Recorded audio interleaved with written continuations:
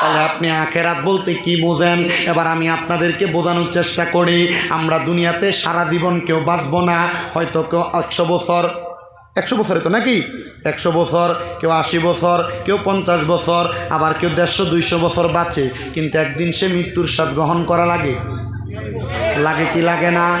এই মৃত্যুর স্বাদ গ্রহণ করার পরে আমাদেরকে যখন ইন্তেকাল করার পরে সাদা মার্কিন কাপড়টা গোসলের পরে পরাইয়া দেয়, পরানোর পরে 4 জনে 4 কান্দের মধ্যে কইরা আমাদেরকে অন্ধকার কবরের মধ্যে নামাইয়া দেয়। কবরে নামানোর সময় পরে বিসমিল্লাহি ওয়া আলা মিল্লাতি রাসূলিল্লাহ ওই কবরে নামাইয়া এবার হুজুররা এবং এলাকার মানুষেরা হাতের মধ্যে 3 মুষ্টি মাটি নেয়। মিনহা খলাকনাকুম ওয়া ফিহা নুঈদুকুম ওয়া মিনহা নুখরিজুকুম তারাতান উখরা। যে হাতের মধ্যে মাটি নিল, মিনহা খলাকনাকুম, আল্লাহ এই মাটি দিয়ে আপনি আমারে বানাইলেন, ওয়া ফিহা নুঈদুকুম, এই মাটির মধ্যেই ঢুকাইতেছেন, ওয়া মিনহা নুখরিজুকুম তারাতান উখরা, আবার এই মাটি থেকে উত্তোলন করবেন। মুসলমান, এই মাটির নিচে ঢুইকা যাওয়াটাকে বলা হয় আখিরাতের জগৎ। কথা কোন? কিন্তু ওই কবরের অবস্থা 2 রকম হবে, 2 রকম।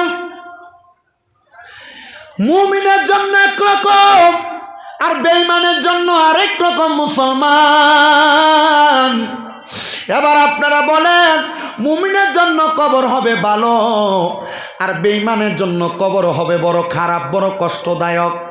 যারা মানুষের হক মেরে খেয়েছে, নামাজ পড়ে নাই, ইবাদত করে নাই, রসুল বলেন হাসরের ময়দানে তার কবরের পরিমাণ মাটি দিয়া তার ডান দিক থেকে জোরে জোরে চাপ দেওয়া হবে।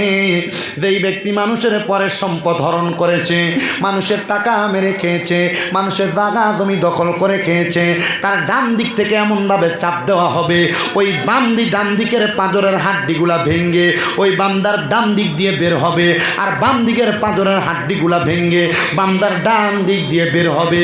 তুমি তোমার কোন সন্তানের জন্য তুমি হারাম খাইলা, কোন সন্তানের জন্য সুদের টাকা কামাই করলা, কোন স্ত্রীর জন্য পরের জমি দখল করে বাড়িতে নিয়ে গেলা, কোন সন্তান স্ত্রী আত্মীয় স্বজনের জন্য মানুষের পকেটের টাকা মাইরা মানুষকে ওজনে কম দিয়া তুমি তোমার টাকা বানাইলা। আল্লাহর কসম, ওই সন্তানের কাছে তুমি একটা আমল চাইবা, ওই স্ত্রীর কাছে একটা আমল চাইবা। কাল হাসরের ময়দানে একটা আমল দিয়া তোমারে পরীক্ষা করবে না। ওই কবরের মধ্যে কবরের মাটিও তোমারে রাখতে চাইবে না, বলবে তাড়াতাড়ি আমি মাটির মধ্য থেকে এই বান্দারে জাহান্নামের আগুনে ফালাইয়া দে। আর যেই ব্যক্তি মুমিন মুসলমান, ওই মুমিন কবরে যাওয়ার আগে থেকে রহমতের 3 জন ফেরেশতা মুমিন বান্দার কবরে জান্নাতের বিছানা বিছায়া দেয়। এবার আপনারা বলেন, আমাদের মরা লাশটারে আমরা ওই কবরের মধ্যে জান্নাতি হিসাবে রাখতে চাই কি চাই না? এবার আমি এটাকে সুরে সুরে একটা গজল লিখছি। আমার জায়গা হবে নি আমার মরা লাশের লাইগা, মসজিদের পাশে আমার, মসজিদের পাশে আমার কবর দিও, কইরাই আমার জায়গা হবে নি, আমার জায়গা হবে মরা লাশের লাইগা, মসজিদের পাশে আমার কবর দিও, কইরাই আমার জায়গা। তবে ভাই সাহেব, শর্ত হইল যদি আপনি সুদ খান, হারাম খান, পরের টাকা মাইরা খান, জমি দখল করে খান, ওজনে কম দিয়া খান, আরে মসজিদের পাশে না জান্নাতুল বাকির ভিতরে নিয়ে কবর দিল, ফিডা কি কম না বেশি? এজন্য মরণের আগে চিন্তা করবেন আর হিসাব করবেন যে আপনি আমলটা কি করছেন। আমলটা যদি ভালো হয়, যদি আপনারে গাঙ্গের পারে নিয়ে কবর দেয়, এই গাঙ্গের পারের কবরটাও জান্নাত হইয়া যাবে। এজন্য আশেক আমি এটা লিখছি, আমার জায়গা হবে নি আমার মরা লাশের লাইগা, মসজিদের পাশে আমার, মসজিদের পাশে আমার কবর দিও, কইরাই আমার জায়গা হবে নি। এলাকাবাসী রে, আমি তোমরার ছেলে সন্তান কয়দিনের লাগিয়া, মরার পরে সবাই আমায় যাবে রে বলিয়া, কষ্ট হইলে 3.5 হাত মাটি দিও, খুইরাই আমার জায়গা হবে নি, আমার জায়গা হবে নি, আমার মরা লাশের লাইগা, মসজিদের পাশে আমার, মসজিদের পাশে আমার কবর দিও কইরা আমার জায়গা হবে নি। এলাকাবাসী রে আমি তোমার ছেলে সন্তান কয়দিনের লাগিয়া, এলাকাবাসী রে আমি যেদিন যাব মারা দুনিয়া ছাড়িয়া, রঙিন জামা কাপড় সবই নিবে রে খুলিয়া, সাদা মার্কিন কাপড় আমায় সাদা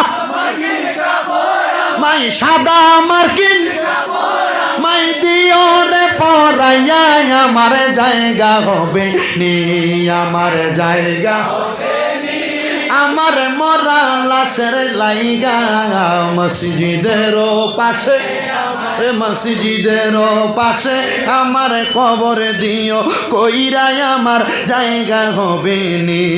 জগৎবাসী রে আমি যেদিন যাব মারা দুনিয়া ছাড়িয়া, ভাই বন্ধু আত্মীয় স্বজন যাবে রে ভুলিয়া। মনে রাখবে? মনে রাখে? রাখে না তো মনে বলে রাখা। ওই একটা মুরব্বীর দিকে বলে আপনি আপনার বাপের কবরটা চিনেন কিনা? এক হুজুর কবর দিছে এই কবরস্থানে জানি, কিন্তু কবর কোনটা চিনি না। কথা বলে না কেন?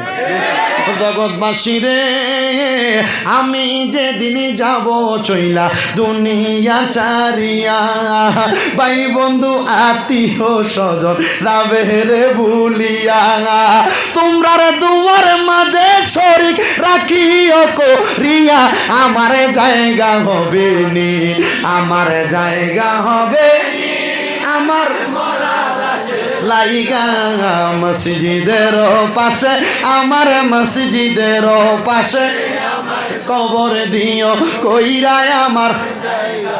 এ আমার গাংপাড়া এলাকার যুবক, এ ভারতের আসাম রাজ্যের হাইলাকান্দি গাংপাড়া এলাকার বাবারা, তাইলে ওই আখেরাতের মধ্যে আপনার আমার বড় হিসাব নিকাশ করা হবে।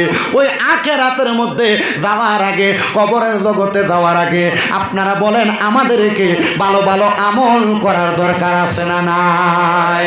আর এই দুনিয়ার মধ্যে সবচাইতে ভালো আমলের মধ্যে উত্তম আমল হইল আমার আল্লাহর ইবাদত নামাজ আদায় করা। আর আমরা মুসলমান দাবি করি, কিন্তু ওই ইবাদত নামাজের কাছে দিয়েও যাই না। কারণ মসজিদে মাগরিবের নামাজ পড়ছি, ইমাম সাহেবরা জিগাইলে টের পাওয়া যাবে যে হুজুর 2 কাতার মুসল্লিও হয় নাই, কিন্তু আজকে মাহফিলের মধ্যে মানুষের অভাব নাই। ঠিক না ভাই? ঠিক। আবার জুমার দিনে আল্লাহর ফালরা মসজিদে যেয়ে থুপ করে অনেকগুলা, ঠিক না? নি মুসলমান দাবি করো। এই জন্য আল্লাহর নবী বাইহাকি শরীফের হাদিসের মধ্যে বলে এটা হলো কিয়ামতের আলামত, যে তারা মুসলমান দাবি করবে, লা ইয়াবকা মিনাল ইসলামি ইল্লা ইসমুহু, যে তারা মুসলমান ইসলামের নামে মাত্র থাকবে, কিন্তু তাদের কর্মকার্যে তারা মুসলমান এটা প্রমাণ হবে না। আপনি মুসলমান, আপনি নামাজ পড়েন না, আপনি মুসলমান, আপনি রোজা রাখেন না, আপনি মুসলমান, আপনি দান সদকা করেন না, আপনি মুসলমান, আপনি সমাজের মধ্যে ইসলাম ধর্মের কর্মকাণ্ড করেন না, আপনি মুসলমান, কিন্তু আপনি আপনার ছেলের বিয়াতে গান বাজনা করেন, আপনি মুসলমান, আপনি আপনার নাতির মুসলমানের ভিতরে আপনি গান বাজনা করেন। কথা বলেন না ঠিক না বেটি? একজন মুসলমান কোনোদিন এমন কর্ম করতে পারে না। আর যদি এমন কর্ম করে, এটা নামে মুসলমান, এটা কোনো কামে মুসলমান না। আল্লাহর হাবিব বলে এদের জন্য কবরে রয়েছে আযাবুন শাদীদ, বড় যন্ত্রণাদায়ক শাস্তি। শুধু যন্ত্রণাদায়ক শাস্তি না, ফি নারি জাহান্নাম খালিদিনা ফিহা, এদের জন্য আমার আল্লাহ পাক রাখেন এমন জাহান্নাম যারা এটা সহ্য করতে পারবে না, সহ্য করতে পারবে না। জাহান্নামের আগুন মাবুদ সইতে পারবো না, বলেন জাহান্নামের সইতে পারবো না। দুনিয়াতে নাও কান্দাইয়া, আখেরে কান্দাইও না। দুনিয়াতে কানতে কানতে মারা যাবে, কিন্তু কবরে গেলে যেন শান্তি পাওয়া যায়।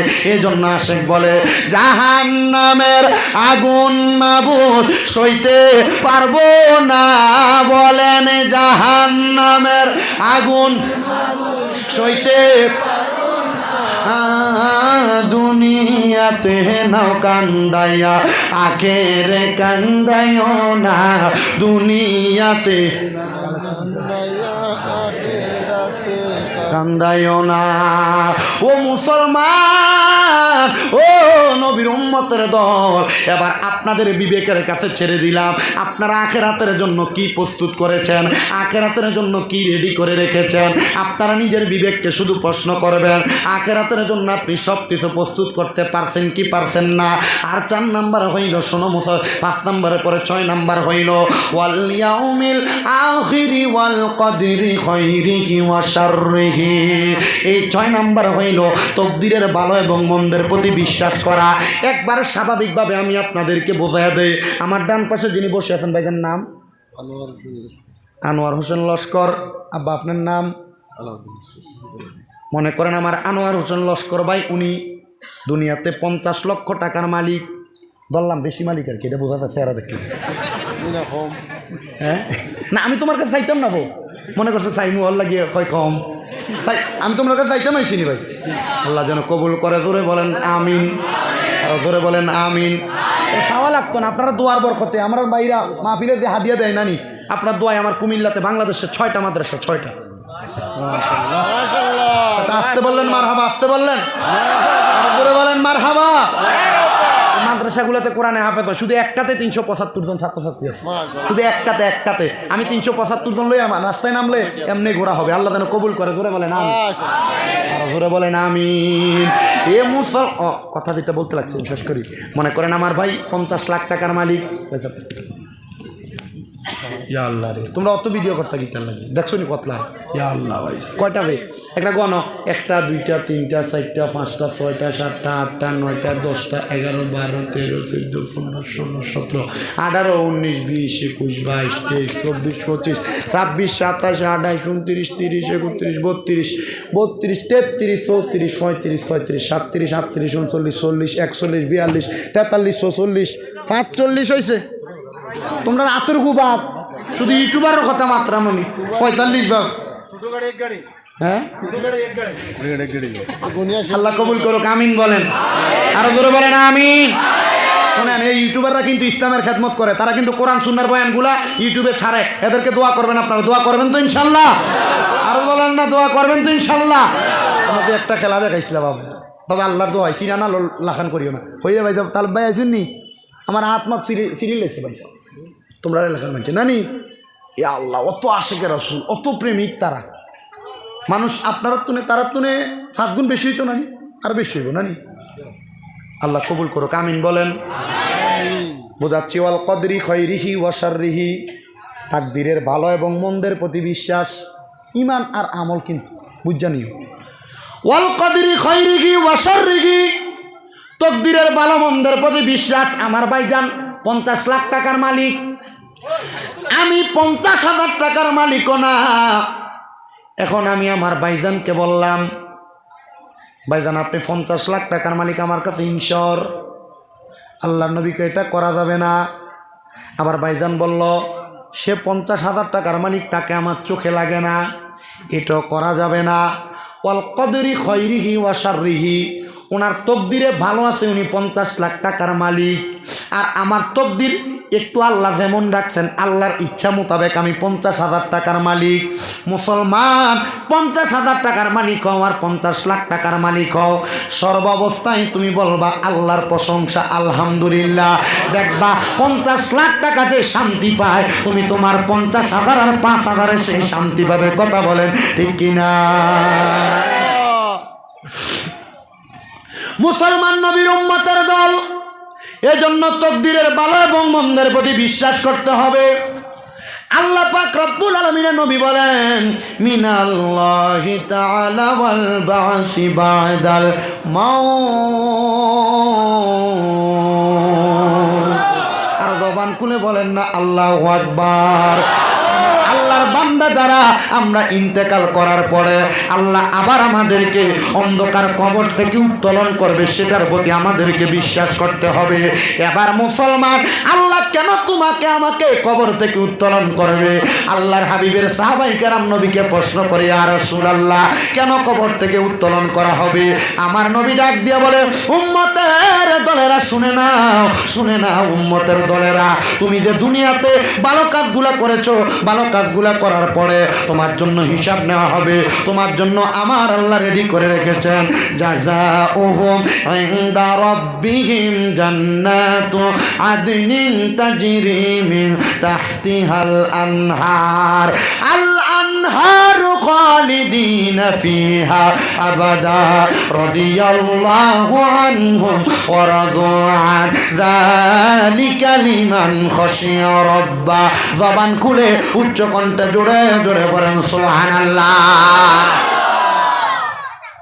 ভালো কাজ করলে আল্লাহ তোমাকে জান্নাত দিবেন।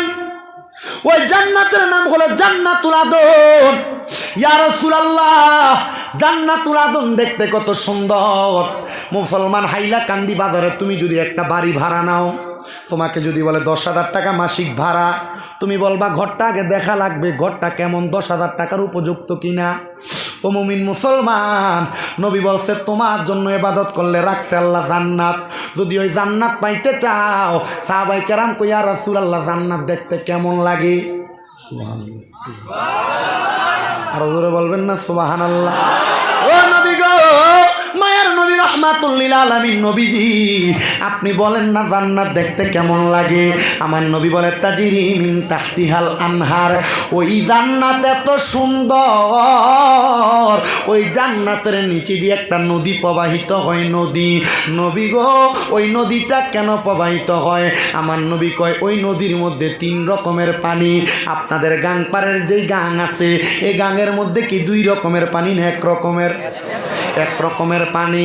আর আল্লাহর নবী বলে, ওই জান্নাতের নদীর মধ্যে 3 রকমের 4 রকমের পানি থাকবে। ওই নদীটার নাম হইল রজব নদী। জোরে জোরে বলবেন নাকি সুবহানাল্লাহ? ওই নদীর নাম রজব নদী। ওই নদীর পানিটা হলো 4 রকমের 4 কালারের পানি।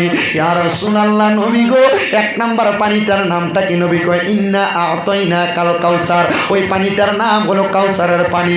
যারা 5 ওয়াক্ত নামাজ পড়বে, যারা রোজা রাখবে, হজ করবে, যাকাত দিবে, দান সদকা করবে, হালাল পথে চলবে, আতামুরুনা বিল মারুফ ওয়া তানহাউনা আনিল মুনকার, আল্লাহর আদেশ ভালো কথা মানবে, খারাপ কথা বর্জন করবে, আমার আল্লাহর নবী তাদেরকে কাউসারের পানি পান করাবে। বলেন সুবহানাল্লাহ।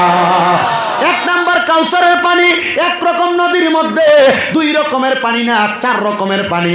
আমাদের বাংলাদেশে একটা নদী আছে যেটার নাম পদ্মা নদী এবং মেঘনা নদী। একটার পানির রং হইল নীল আর একটার রং হইল ঘোলাটে। ওই 2 নদীর পানি একসাথে চলাফেরা করে, একসাথেই থাকে। কিন্তু বাবাজিরা, ডাইন দিকে আছে নীল পানি, বাম দিকে আছে ঘোলাটে পানি, একটার সাথে মিশে আছে, কিন্তু একটার পানি ওই দিকে যায় না, ওইটার পানি এই দিকে আসে না। আল্লাহর নবী বলতেছে, জান্নাতের পানির মধ্যে 1 নাম্বার পানি হইল ইন্না আতাইনা কাল কাউসার, কাউসারের পানি। আর এ পানি তারা পান করবে যে পানিটা দুনিয়াতে মানুষগুলো ইবাদত করছে, নামাজ পড়ছে, রোজা রাখছে, হজ করছে, যাকাত দিছে, তারাই কাউসারের পানি পান করবে। জবান খুলে জোরে জোরে বলেন সুবহানাল্লাহ। ইয়া রাসূলুল্লাহ, 2 নাম্বার পানি কোনটা? নবী আমার বলে, 2 নাম্বার পানি হইল শারাবান তাহুরা। আপনারা বলেন, আপনাদের এলাকার মধ্যে নেশাখোর মদখোর আছে না নাই? আপনাদের এলাকায় ইয়াবাখোর আছে না নাই?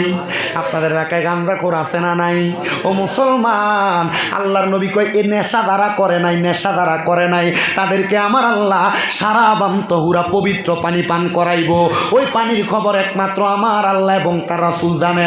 এবার আপনারা বলেন, আমরা সবাই ওই শারাবান তাহুরা পবিত্র পানি পান করতে চাই কি চাই না? ওই শারাবান তাহুরা পান করানো হবে। আল্লাহর নবী রাহমাতুল লিল আলামিন নবী আমার বলে, দুনিয়ার উম্মতের দলেরা শুনে নাও, শুনে নাও, শুনে নাও। এবার শারাবান তাহুরা যখন তোমাকে পান করানো হবে, ওই শারাবান তাহুরা তোমারে পান করানোর পরে এবার 3 নাম্বার একটা পানির নাম হইল জান্নাতি মধু। ইয়া রাসূলুল্লাহ, জান্নাতের মধু কারা কারা পান করবে? আপনি নবী বলেন না, আমার নবী বলে, জান্নাতের মধু তারা পান করবে যারা কোনোদিন মানুষের জায়গা দখল করে নাই, ভূমি দখল করে নাই, যারা কোনোদিন মানুষের পকেটের টাকা মাইরা খায় নাই, যারা কোনোদিন মানুষের সঙ্গে মানুষের সাথে চিটারি করে তার টাকা হরণ করে নেয় নাই, আল্লাহর নবী বলে তারা দুনিয়ার জমিনের মধ্যে থেকে কবরে যাওয়ার পর জান্নাতি মধু পান করবে। বলেন সুবহানাল্লাহ। ও মায়ের নবী গো, আপনার কাছে জানতে চাই 4 নাম্বার পানিটার নাম কি?